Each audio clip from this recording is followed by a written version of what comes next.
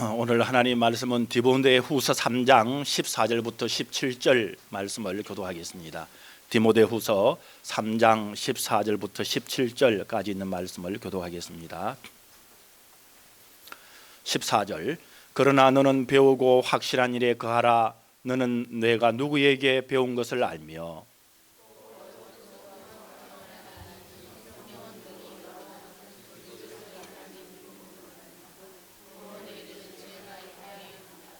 모든 성경은 하나님의 감동으로 된 것으로 교훈과 책망과 바르게 함과 의로 교육하기에 유익하니 이는 하나님의 사람으로 온전하게 하며 모든 선한 일을 행할 능력을 갖추게 하려 함이라.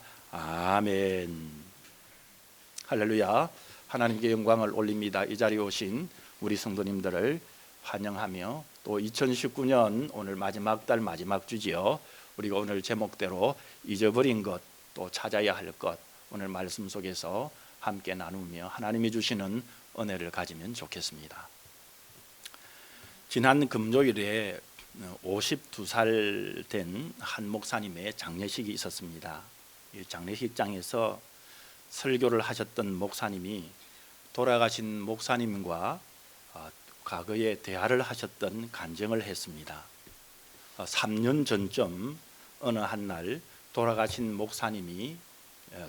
목사님에게 물어보셨답니다. 목사님, 무엇이 목사님에게는 가장 큰 보람이 되십니까? 이렇게 물었더니 저는 하나님의 말씀대로 내가 가르치는 학생들을 말씀대로 잘 가르쳐서 내가 성경 말씀대로 예수를 믿고 구원을 얻은 것처럼 내가 가르치는 학생들도 성경 말씀대로 예수님을 알고 구원을 받고 예수님의 말씀대로 살아가는 것을 보는 것입니다 라고 하셨다면서 돌아가신 그 목사님이 우직하게 성경을 가르치셨던 목사님이라고 소개하는 것이었습니다.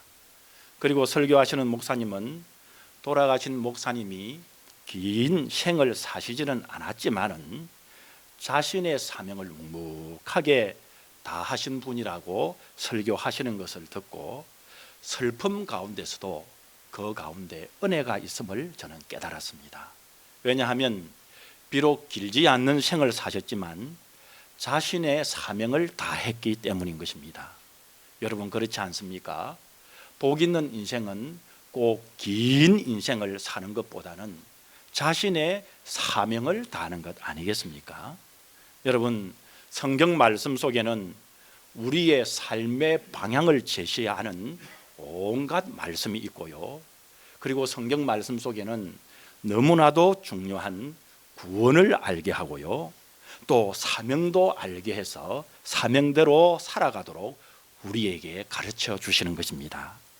그리고 성경 말씀은 현재 우리의 삶 속에서 내가 잊어버린 것과 또 내가 찾아야 할 것이 무엇인가를 성경 말씀이 우리에게 가르쳐 주는 것입니다. 그래서 오늘 말씀에도 보게 되면 바울 사도가 아들처럼 사랑한 디모데에게 너는 배우고 확신한 일에, 그렇게 말하죠. 너는 이라는 말에 그 사이에 빠진 말씀이 있습니다. 너는 성경을 배우고 확신한 일에 거하라, 그렇게 말씀하고 있는 것입니다. 여기서 거하라는 말은 끝까지 그 상태를 계속하여 유지하며 머물러라 라는 말씀입니다. 그러면 성경을 배우게 되면 예수님을 알게 되고, 성경을 배우게 되면 영생을 알게 되고, 성경을 배우게 되면 천국을 알게 되어 영원한 복락의 나라에 들어가는 것을 보게 되고 들어가게 되고, 그리고 거기에서 영생을 누린다는 사실을 붙들게 되는 것입니다. 여러분 성경은 한마디로 말하면 예수를 믿으면 구원을 얻는다 하는 영생의 책입니다. 요한복음 20장 31절에 보면 오직 이것을 기록함은 이라는 말은 오직 성경을 기록함은 너희로 예수께서 하나님의 아들 그리스도이심을 믿게 하려 함이요 또 너희로 믿고 그 이름을 힘입어서 라는 말은 예수의 이름으로 생명을 얻게 하려 함이라, 그렇게 말씀하십니다. 여러분 성경은 생명을 다루는 나침판이기도 하고 그리고 영생을 얻도록 가르쳐주는 여러분 지도이기도 하는 책인 것입니다. 여러분 영생의 문제는 천하를 다루는 문제보다 크고 급하고 중대한 문제 아닙니까? 이렇게 소중한 말씀이기에 누구에게 듣고 배우느냐에 따라서 사람이 달라질 수밖에 없는 것입니다. 오늘 본문 5절에서도 보게 되면 디모데는 성경의 신앙, 진리의 신앙이 너무나도 신앙이 좋았던 오늘 말씀에 외조모, 다시 말하면 외할머니 로이서와 어머니 유니게로부터 배웠다고 말씀하잖아요. 그리고 예수 그리스도에 대한 복음의 진리는 위대한 하나님의 종 바울 사도를 통해서 철저히 배웠습니다. 여러분, 저는 사대로 예수님을 믿는 가정에서 태어났습니다. 그런데 참 감사한 것은 말을 하고 글을 알 때부터 주기도문부터 했습니다. 그리고 사도신경도 외우고 또 십계명도 초등학교 때 암송을 했습니다. 그리고 제가 했던 것은 성경 구절을 암송하는 것이었습니다. 그만큼 성경이 저에게는 공부책이었고, 또 퀴즈를 통해서도 어떤 퀴즈를 하냐 그러면 성경에 나오는 퀴즈에 게임이 있습니다. 그래서 게임 도구가 저에게는 성경이었습니다.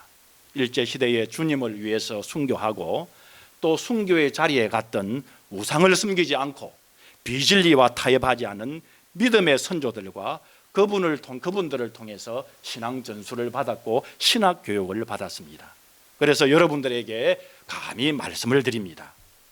이런 분들이 우리 말씀교회는 안 계시지만은 김 목사 신학을 어디서 배웠냐, 그리고 김 목사 신앙교육을 잘 받았나, 이렇게 의심하지 마시기 바랍니다. 왜냐 그러면 이민 사회에서는 서로가 잘 모르는 배경이기 때문에 사람을 만나면서 의심을 할 수가 있기 때문에 말씀을 드립니다.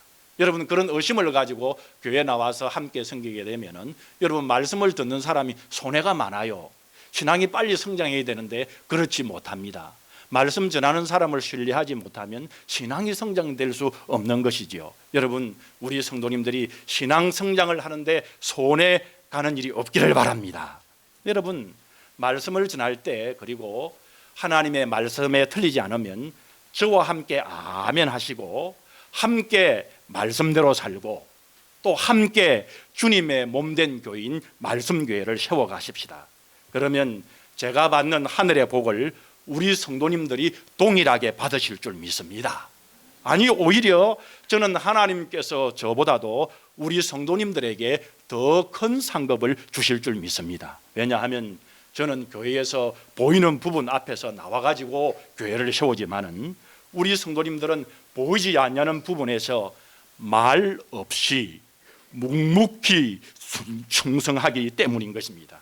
사람의 몸으로 치면 저는 잘 보이는 얼굴이지만 우리 성도님들은 보이지 아니하는 아주 중요한 심장, 간, 허파, 콩팥, 창자, 이런 중요한 역할을 감당하기 때문입니다. 주님의 몸된 교인 우리 말씀교회를 세워가는 데 있어서 우리 성도님 여러분의 섬김이 너무나도 중요한 것입니다. 믿으시면 아멘 하시기 바랍니다. 밴쿠버에 은퇴하신 종정스러운 목사님이 한 분 계십니다. 그 목사님은 목사님들한테 말씀을 전하시고도 목사님들이 아멘 안 하시면 억지로라도 꼭 아멘 하라고 그렇게 강조를 합니다. 여러분, 목사님들이 사실 아멘 잘 안 하거든요. 왜 목사님들이 아멘 안 하느냐면 왜 목사님들 아멘 해야 하느냐 하면 그 목사님이 이제 노 목사님, 존경하는 목사님이 설명을 합니다. 억지로 아멘 하는 순간에 목사님들이 가지고 있는 고집이 꺾이고 겸손하게 된다고 하시면서 아멘 하라고 그렇게 하십니다. 또 정말 진심으로 아멘 하면, 여러분 아멘 뜻이 뭐지요? 진실로 그러하다라는 말씀인데, 그 말씀처럼 들은 말씀이 나에게 그대로 적용되기 때문에 목사라도 목사님이라도 아멘 하라고 그 노 목사님이 존경하는 목사님이 강조하는 것을 보았습니다. 이것은 그 목사님 자신의 체험적인 말씀이라고 하시는 것을 들었습니다. 여러분, 80대에 존경받는 목사도, 그리고 사대로 대대로 믿는 예수 믿는 목사도, 그리고 신학 박사인 목사도 말씀에 아멘 한다면 우리 모든 성도님들도 하나님께 아멘 해야 마땅한 것입니다. 말씀의 진실로 아멘하지 못하는 이유가 있습니다. 여러분, 그것은 영적 눈이 열리지 아니하면 아멘을 하고 싶어도 입에 잘 떨어지지 않습니다. 그리고 영적 눈이 열려 있다 하더라도 교만하기 때문에 아멘이라는 말이 잘 떨어지지 않습니다. 여러분, 성경을 읽을 때 건성건성으로 읽지 말고 겸손하게, 옛날 임금님의 명령을 뭐라 그러죠? 어명이라 그러잖아요. 어명을 받들듯 만왕의 왕이신 만주의 주이신 우리 주님이 주신 말씀을 받들고 글자 하나하나를 심각하게 받아 읽으면 성경 말씀들이 벌떡벌떡 일어나 나를 덮쳐오는 것입니다. 그리고 나의 영의 눈이 열려서 이제는 말씀으로, 영어로 하나님의 말씀을 읽게 되는 것입니다. 저는 이 경험을 했습니다. 초등학교 5학년 때 이런 경험을 생생하게 하게 되었습니다. 그런 후에 친구들에게 전도해서 동네의 모든 친구들이 교회로 오게 되었고, 그리고 어렸지만 지혜의 문을 하나님께서 열어주시고 지식의 문도 하나님께서 열어주시는 것을 경험했습니다. 저는 놀란 것이 그때 이후로 학교의 모든 시험 점수의 과목 올 100점을 받은 적도 있습니다. 더 이야기하면 자랑이 되어서 더 이야기 안 하겠습니다만은, 선생님들이 그때부터 너 뭐 할 거냐 이렇게 묻고요, 고등학교 때까지 너가 어떻게 하고 있냐 이렇게 초등학교 교사 선생님들이 살펴보고요, 그리고는 신학교 가니까 안 살펴보더라고요. 신학교 가면 세상적으로 뭐 별 되는 게 없잖아요. 여러분, 성경을 읽을 때 눈으로 근성으로 읽지 말고 지식으로만 읽지 말고 내 경험적으로만 읽지 말고 내 심장 속에 있는 영어로 하나님의 말씀을 읽어야 합니다. 말씀을 읽으면서 아멘, 아멘 하시면서 소리 내어 읽어보시기 바랍니다. 그러면 성령께서 나의 지식과 경험을 뛰어넘는 놀라운 영적, 놀라운 말할 수 없는 놀라운 신비한 은혜를 체험케 해주십니다. 그러면 심장에서 영적 떨림이 있습니다. 아멘 아멘 하며 성경을 읽게 되면 내가 춥지 않은데 왠지 모르게 내 몸이 오싹하는 떨림이 있고, 받은 은혜가 있으면 마음의 파장이 솟구쳐 올라와서 거대한 은혜의 파도가 되어 삶과 죽음을 뛰어넘는 영생에 이르게 되는 것입니다. 성경은 예수 그리스도께서 하나님의 아들이심을 증거하는 책이요, 죄인으로 하여금 영생을 얻게 하는 책입니다. 여러분, 제가 한두 번 말씀드리겠습니다마는 이 명화 중에 명화인 배너라는 영화를 보게 되면 지금도 여러분 기억하고 있지 않습니까? 마지막 장면에서 마차가 이렇게 하면서 그 장면이 엄청 놀라운 그 마차 경기를 할 때 장엄하면서도 아슬아슬한 장면은 여러분 제가 말씀드릴 때 머리에 싹 기억으로 떠오를 줄 믿습니다. 배너라는 이 영화는 미국 남북 전쟁 후에 웰레스라는 장군이 쓴 소설입니다. 이 웰레스 장군은 원래 크리스찬이 아니었습니다. 그는 중동 지방의 흥미로운 통속 소설을 쓰기 위해서 구상을 하고 있었는데, 그의 절친한 친구가 되는 정치가인 로버트 엥겔손이라는 정치가가 있었습니다. 이 정치가가 너무나도 친한 이 정치가인 친구가 이런 이야기를 했습니다. 이 예수쟁이들이 말이야, 비과학적이고 허구적인 허상을 가지고 이렇게 이야기를 하는데 이 기독교가 미국을 다스린다는 게 말이 되냐?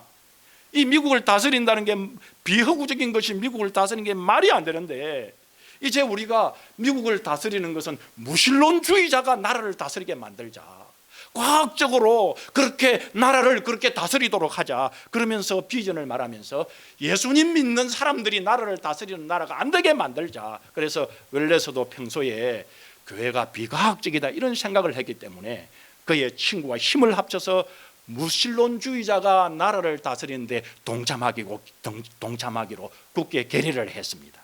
그러려면 먼저 기독교를 알아야 싸울 수 있다고 생각한 웰레스는 신약 성경부터 시작해서 성경의 잘못된 부분을 찾기 위해서 날마다 두 눈을 부릅뜨고 정신을 차리고 자세히 성경을 읽어가기 시작했습니다.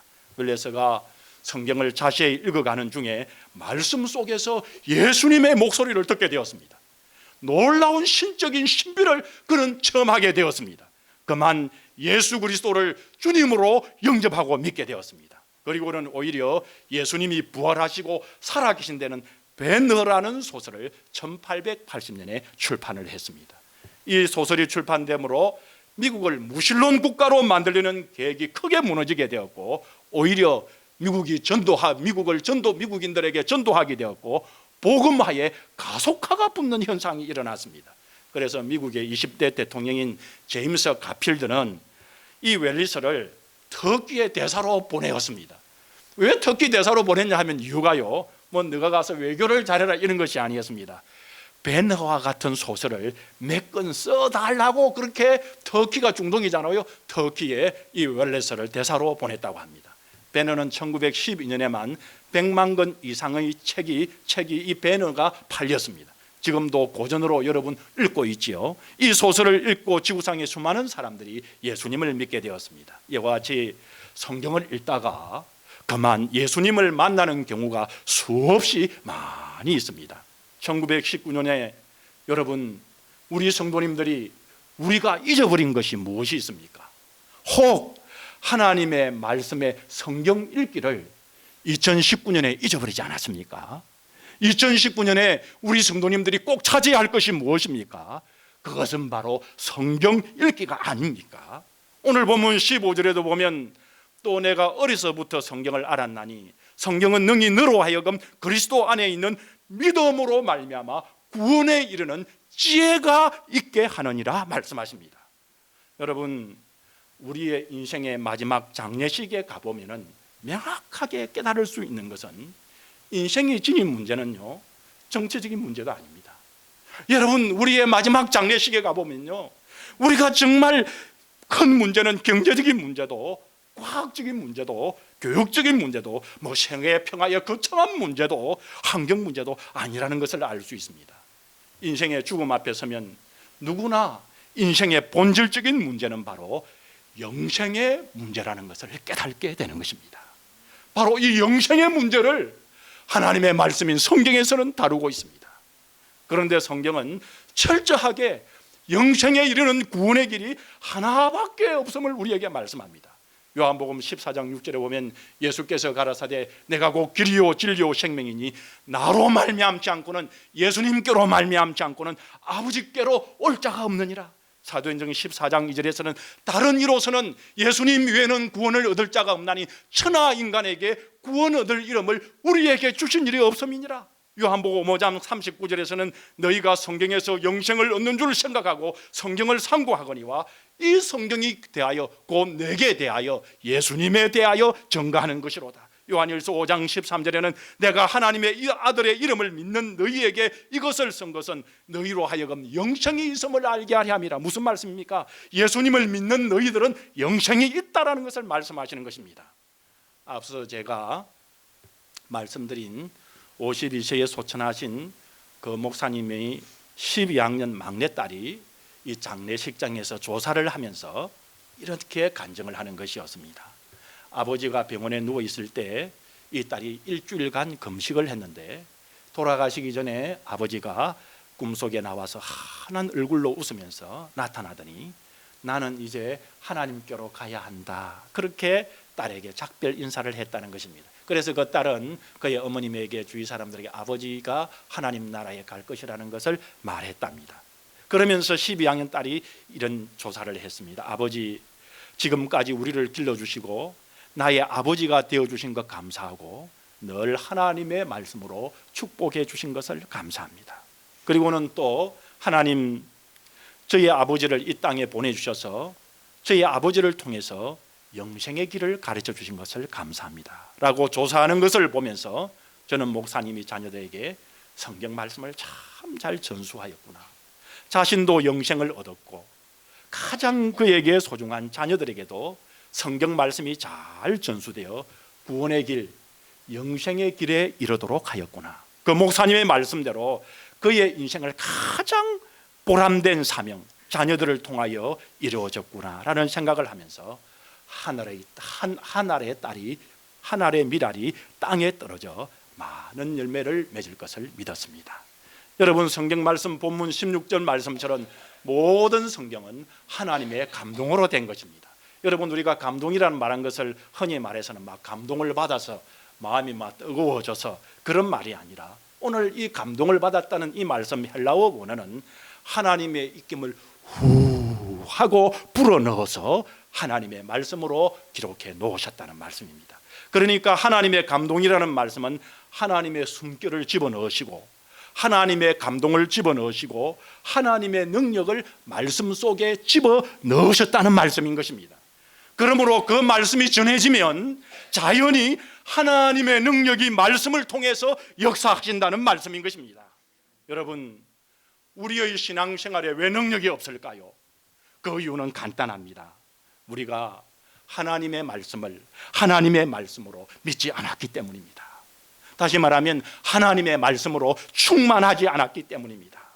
여러분, 세상 지식은 무학이지만은 가장 능력 있는 신앙적인 삶을 살았던 무디 목사님의 일화는 너무나도 많이 있습니다.